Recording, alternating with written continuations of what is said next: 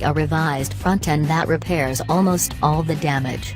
The grille opening flips 180 degrees to form a conventional trapezoid shape. By having corners that converge upward, the inner edges of the headlights present natural, parallel edges with the central opening. Those alterations, plus the smooth sheet metal, eliminate the crisscrossing angles and geometric leftovers from the previous generation SL. The dual LED headlights are also wider than the retiring single lamp units, the stretch routine making for a more balanced face. The width is accentuated with new lines in the lower bumper, as well as a wide, narrow A-wing spread between larger, squarish intakes. While still not supremely graceful when viewed dead-on, it is a huge and welcome improvement. Known as the SL400 presently, the SL450 carries over the 3.0-liter twin-turbo V6, but brings with it 32 more horsepower and 15 more pound-feet of torque, totaling 362 horses and 369 pounds-to-foot. The new numbers shrink the 0-60 sprint from 5.1 seconds to 4.9 seconds. Take one step up to the SL550 and you'll find the 4.7-liter twin-turbo V8, with its output unchanged at 449 horsepower and 516 pounds-to-foot, but its 0-60 decreased by 0.2 of a second to 4.3, matching a Porsche 911's Cabriolet, thanks to the new 9-speed automatic transmission.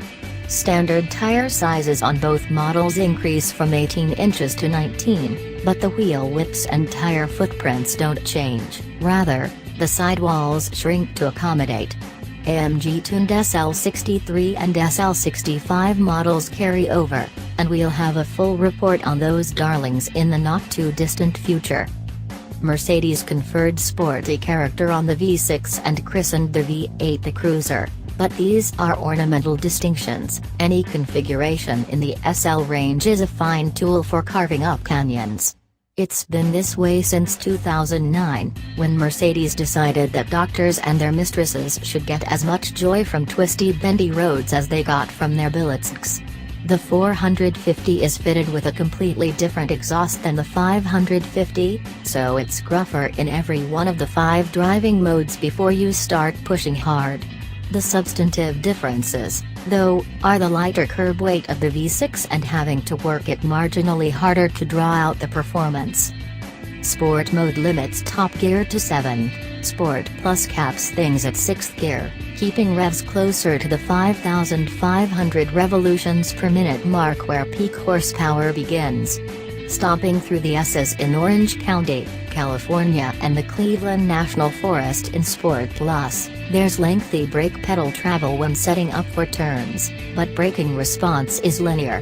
The steering loads up on resistance, not feedback, as you lay on the lock, but placing the wheels is a cinch because the direct steer rack is snappy and the SL doesn't squirm or fidget through lateral forces unless you command it to.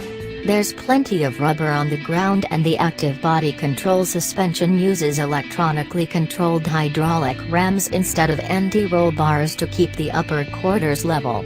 At corner exit, the combined might of 362 horsepower and 369 pounds-to-foot is ample enough to keep the SL450 clicking out of tight turns. Mercedes didn't divulge curb weights for the US spec models, but the current 2016 model year SL400 and SL550 variants are 165 pounds apart. An engineer told us that the V6 engine alone is 121 pounds lighter than the V8 on the 2017 models, so the SL450 gets an entirely different suspension and you can feel those missing pounds in the sprightlier movements of the convertible's nose. What you get in the SL550, then, is more acceleration and meteor dynamic sensations. SL models can be optionally fitted with the curve tilting function making its way through the Mercedes lineup.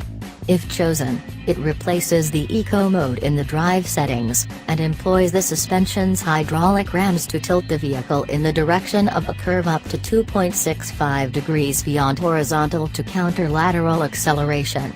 Contrary to our expectations, Mercedes considers this a comfort feature, which is why it has its own setting and doesn't operate in either of the sport modes. Speaking of which, our only gripe about the different drive modes is having a button, instead of a knob, to choose them. Button operation means you might need to cycle through every option to get the one you want.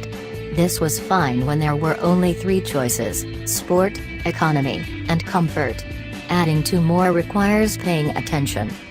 The 9-speed transmission earned high marks for being so finely tuned that we largely ignored it. The common foible of multitudinous gear sets, dithering through the cogs at low speeds or partial throttle, didn't occur. A squeeze on the accelerator unlocked a quick drop of 2 gears, and applying full boot got the transmission to descend 3 or 4 gears in a single leap. Perhaps most importantly for the SL buyer, the blue-chip convertible still attracts lots of looks from lots of eyes wherever you take it. This time, however, especially among those in the know, it's for all the right reasons.